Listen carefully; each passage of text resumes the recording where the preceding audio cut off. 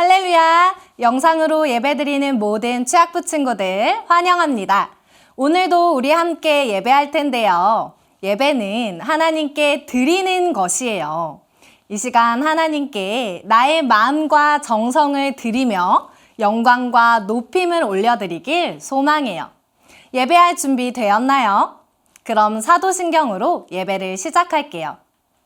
전능하사 천지를 만드신 하나님 아버지를 내가 믿사오며 그 외아들 우리 주 예수 그리스도를 믿사오니 이는 성령으로 잉태하사 동정녀 마리아에게 나시고 본디오 빌라도에게 고난을 받으사 십자가에 못 박혀 죽으시고 장사한 지 4일 만에 죽은 자 가운데서 다시 살아나시며 하늘에 오르사 전능하신 하나님 우편에 앉아 계시다가 저리로서 산 자와 죽은 자를 심판하러 오시리라.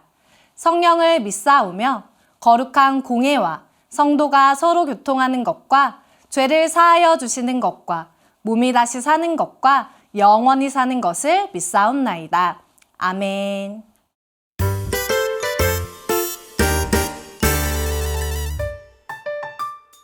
여호와는 나의 목자시니 내게 부족함이 없으리로다. 여호와는 나의 목자시니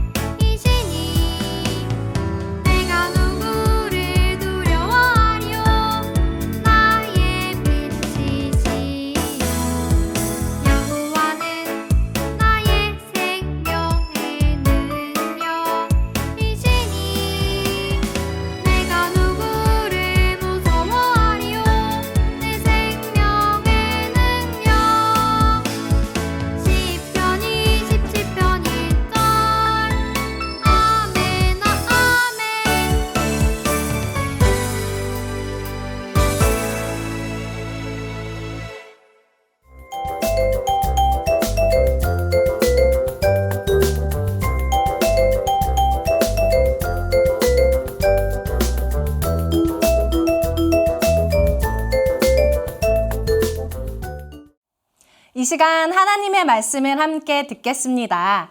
오늘 말씀 제목 우리 같이 읽어볼까요? 두려움을 이겨요. 오늘 말씀은 시편 27편 1절에서 14절까지 말씀인데요. 그중 1절 말씀만 우리 함께 읽어볼게요. 여호와는 나의 빛이요 나의 구원이시니 내가 누구를 두려워하리요. 여호와는 내 생명의 능력이시니 내가 누구를 무서워하리요. 아멘. 친구들, M세대라는 말을 들어보았나요?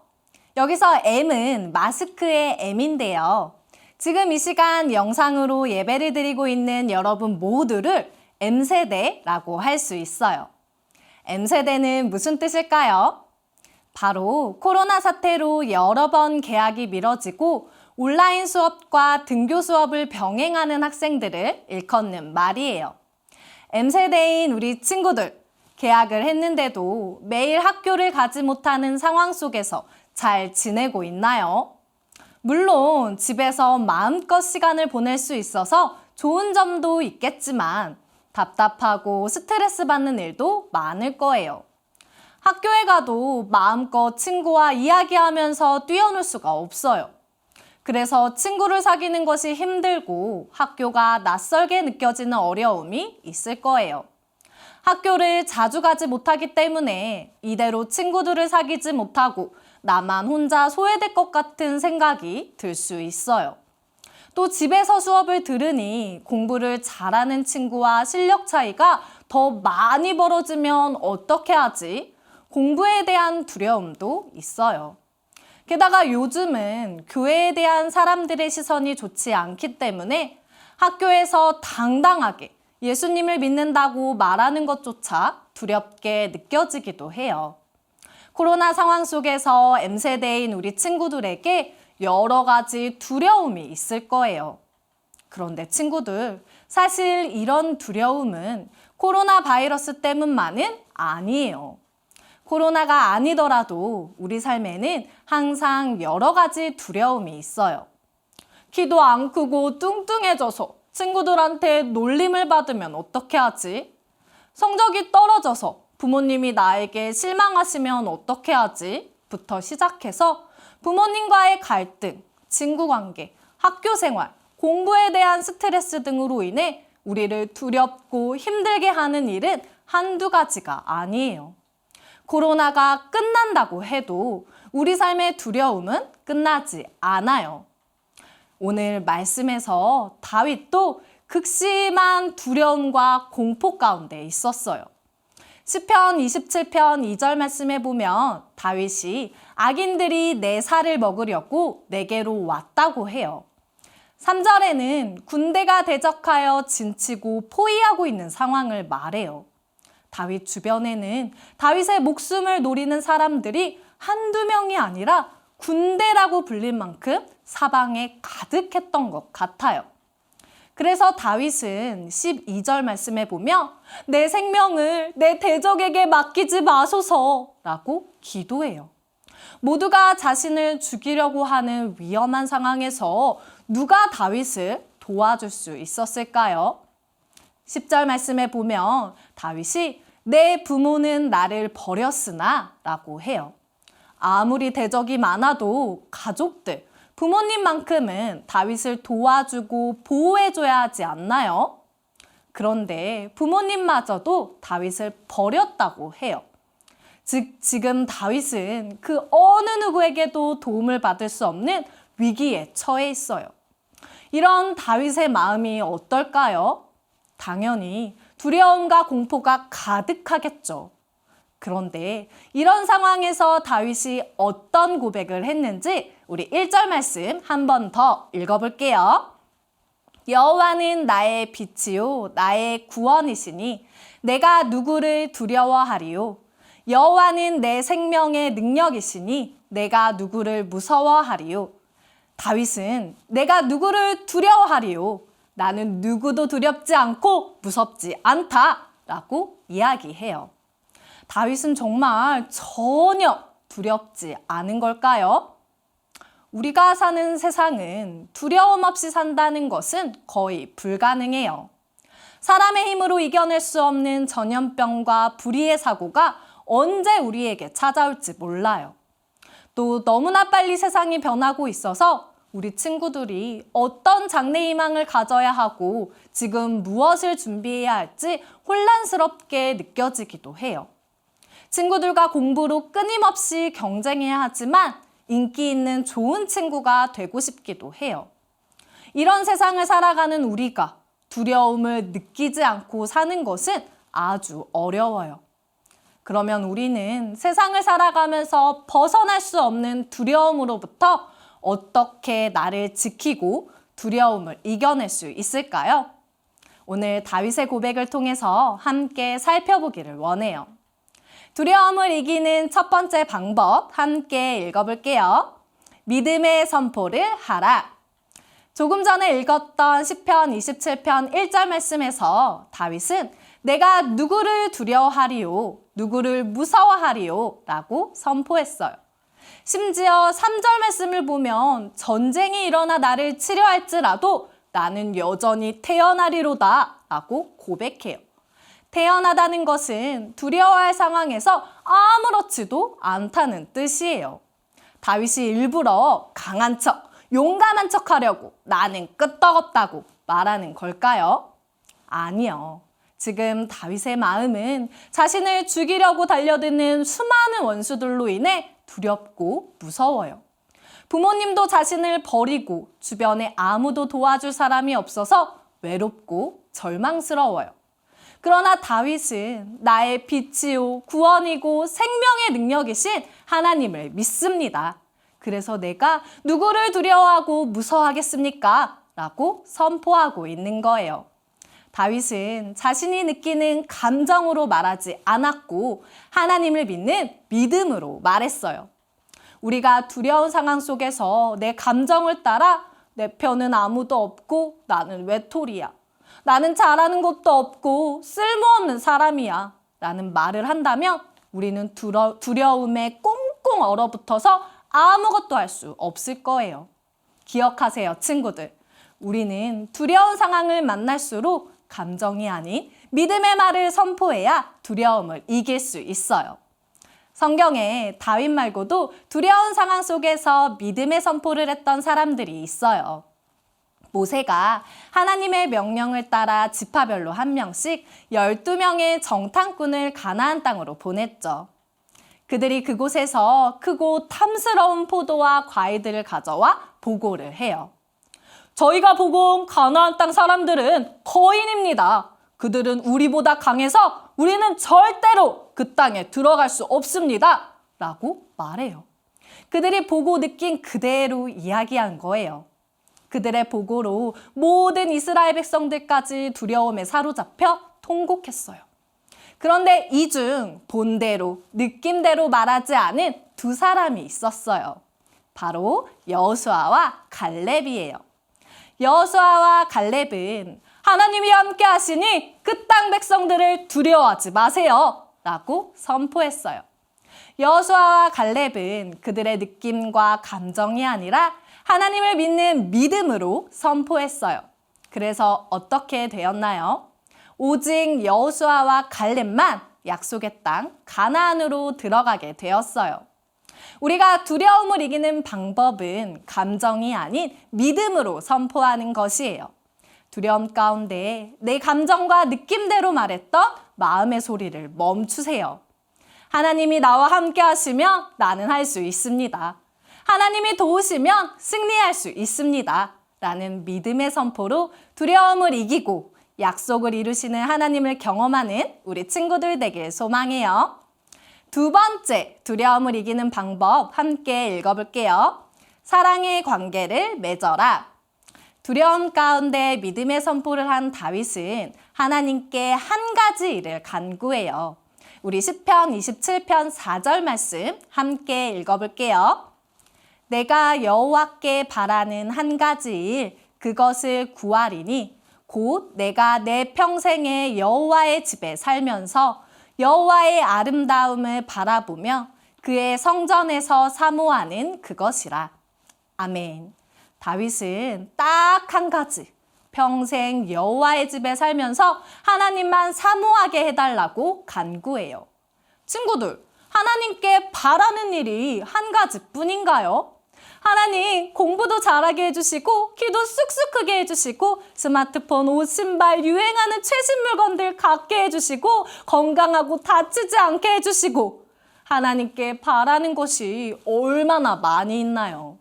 다윗은 심지어 지금 자신을 죽이려고 하는 원수들에게 둘러싸여 있어요.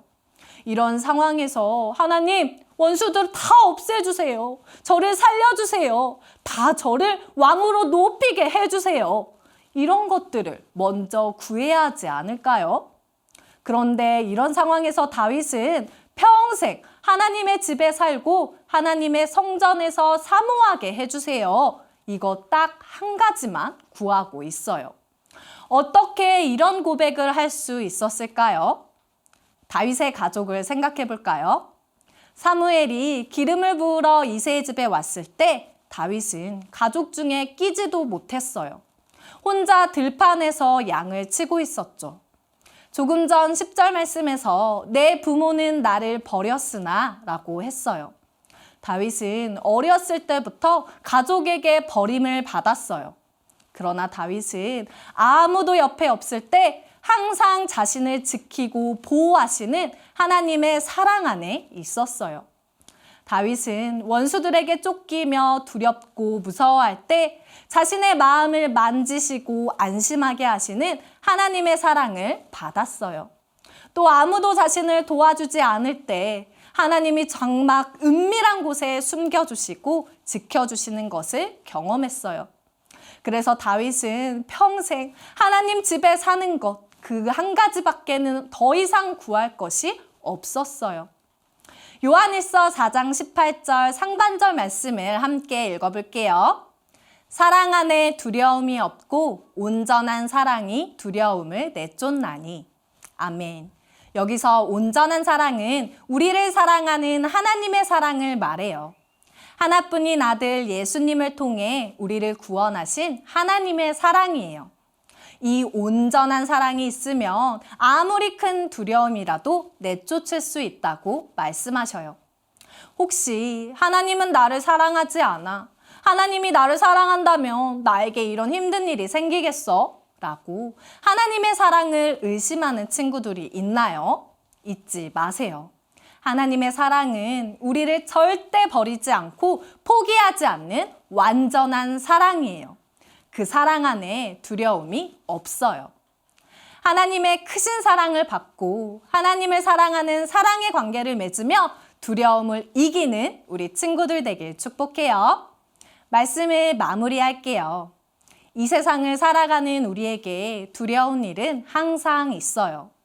그러나 하나님은 우리가 두려움에 사로잡혀 있는 것을 원하지 않으세요. 하나님은 우리가 두려움을 이기고 강하고 담대하게 살아가기를 원하세요. 사랑하는 친구들, 두려움을 이기기 위해 믿음의 말을 선포하세요. 그리고 하나님의 온전한 사랑 안에 거하며 우리가 원하고 바라는 수많은 것들을 내려놓고 하나님 더 사랑하기를 구하세요. 그렇게 믿음으로, 사랑으로 두려움을 이기고 강하고 담대하게 살아가는 우리 취학부 친구들 되기를 예수님의 이름으로 축복합니다. 함께 기도할게요. 사랑하는 하나님, 오늘 말씀을 통해서 우리가 두려움을 이기는 방법에 대해 말씀해 주셔서 감사합니다. 하나님, 우리는 세상을 살아가면서 우리 힘으로 감당할 수 없는 수많은 두려운 일들을 경험합니다. 그때마다 우리 친구들 두려움에 사로잡히지 않게 하여 주시고 감정이 아닌 믿음의 선포를 하며 두려움을 이길 수 있도록 하나님 힘을 더하여 주세요. 온전한 사랑이 두려움을 내쫓는다고 말씀하셨습니다. 우리 친구들 마음 가운데 하나님의 크신 사랑을 가득히 부어주시고 우리 또한 하나님을 더 깊이 사랑하며 날마다 평안하게 살아갈 수 있도록 인도하여 주세요. 우리를 강하고 담대하게 하실 주님을 찬양하며 살아계신 예수 그리스도 이름으로 기도드립니다. 아멘. 이 시간 주기도문으로 예배를 마치겠습니다. 하늘에 계신 우리 아버지여, 이름이 거룩히 여김을 받으시오며 나라가 임하시오며 뜻이 하늘에서 이루어진 것 같이 땅에서도 이루어지이다.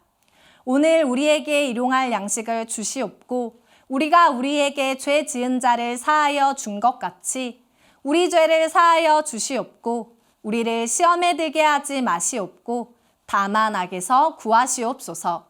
나라와 권세와 영광이 아버지께 영원히 있사옵나이다. 아멘.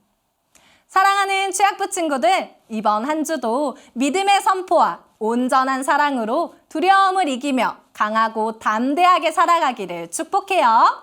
다음 주에 만나요. 안녕!